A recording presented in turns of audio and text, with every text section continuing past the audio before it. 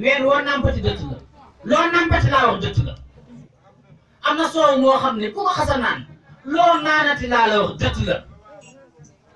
géejug xikam nga mu daan dëttam ba ni ko secc moom ñoñam monsieur Fitiam nandal ko xam toqeñ bi la seet Moussa Ka wax toqeñ bi doy na xarnu bi ñun géejug xikam googu nag ci lañu sëriñ bi sóob waa ñi ku sangu set ku sangu set di ku sangu set bi maanaam bambaa di dex ku dem duy ku soobu di mes bu génnee fan boroomam ku soobu te wéy nag la wax nee na ku soobu te wéy kon dañ fay tabax weesu na barabu Cheikh Moussa Ba daaru ndekete fu ñu jag ku waa daaru jagal ba nga jag foo toog di fa jagalaate te manu ko daan jagalaate yaa ngi daaru ba fii ñuy wax ak ñoom ñoo ngi daaru soo mi ku ko bëgg a naan da ngay ñëw fii ci daaru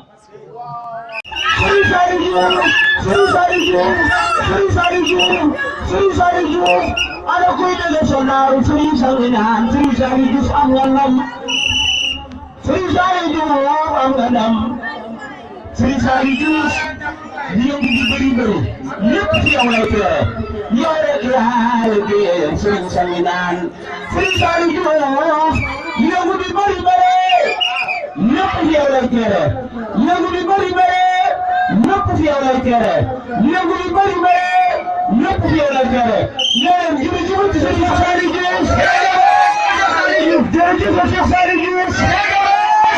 na ko ñëpp wax farata la jërëjëf Serigne Saliou Diouf jërëjëf Serigne Saliou Diouf amul morom Serigne Saliou Diouf amul morom amul morom amul morom Serigne Saliou Diouf Serigne Saliou Diouf Serigne Saliou Diouf ana kuy bëgg sa naaru Serigne Saliou ñaan Serigne Saliou Diouf amul morom ku si bii ka caraw yow yaa ko raw yaay premier ba yaay jàll tur Serigne Saliou Diouf koo nangul yàlla nangul ko koo gërëm yàlla gërëm ko koo jox pour beela jox nga jox ko jongol aya sa ñaxmati jaajëf bi Serigne Saliou Diouf lii nga def ci dunya sagal la Serigne Saliou naan Serigne Saliou Diouf yaa raw Serigne Saliou Diouf yaa raw ci seen diwaan ngeen ñëw ndax yéen ci yàlla si saa yaram nekkatul ma ko te li may wax jarul ngay jàng dara bu fa saa yaru yorente bi jëmmam newu fa waxul waxul bind ñamu yaroon muy saxaaba yi newuñu fa taabi unay newuñu fa taabi unay newuñu fa maanaam 4e génération ci yorente bi alayhi salaatu wasalaam ci jëmu yar newuñu kan ko fa dañoo ci proposé lu alxuraan bi nga xam ne ci yonent bi alayhi salaam la jaar wàcc yonent bi moo ko wax ci la meññam wàcc yàlla wax léegi ñun ñëpp di ñu soxla pour am équilibre dans le monde parce que Allah il n'aime pas le désordre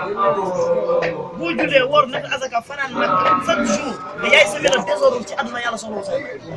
yow ma laa yan fa maalum wala xam salim un jour bu niveau mu ne niveau enfant boo demee ci science yi nga xam ne balaa enfant di ñëw balaa fécondation di ñëw balaa loolu yëpp di ñëw dina am alimentation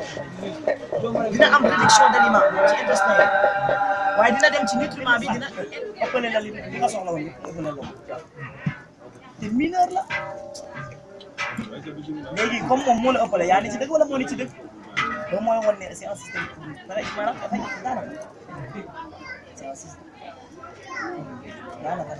carrément lu mu wax ak nit tooñ na ko lu mu def tooñ na lu mu wax baaxut lu tax parce que li mu nekk di utiliser ci islam xamul naka la moom dafay def biti gi fekk nag biir gi ëpp doole mais biir gi ça doit être préparé mais mayoo kër gi jàmm mayoo mbedd mi jàmm oto yi amul jàmm nangam amul jàmm gis nga liggéey même le travail maanaam fonction publique bi am mais ñëpp lañu récupéré mais billahi li ci ëpp doole liggéeykat yi dañ ciy dolli seen décision bopp seen gis nga nit bu soxoree bu doon police soxor boobu da nga koy continuer te police maanaam li mu nekk di liggéey moo koy protéger bu ko liggéey soxoram moo tax sax maanaam dina compliqué am na koo xam ne apprenti la am na koo xam ne chauffeur la am na koo xam ne tailleur la mais jikko ya mu am bu ko islam raxasu ci biir liggéeyam lay nekk di doxal loo xam si doxul du dem moo tax réew mi du président boo koy def ñaar président ñoo fi jaar baax na président du nit ki 16 bi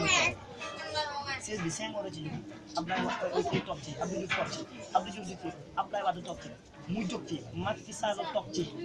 dina ci jug keneen toog ci du moom mooy aji defar gi kenn la muy yàlla fekk xol yi peuple boo gis ñuy dem ci direction boo xam ne maanaam parce que réunion yooyu système la boo xam ne ñi ñooy toog jël seen i décision indi nañ ba mu yéen nit ki naan am ay problème réglé ko def ko seet see rek xam-xam la ñuy taataan boo ko dégloo nga xam ne li ñuy wax ñii nga xam ne dañoo réer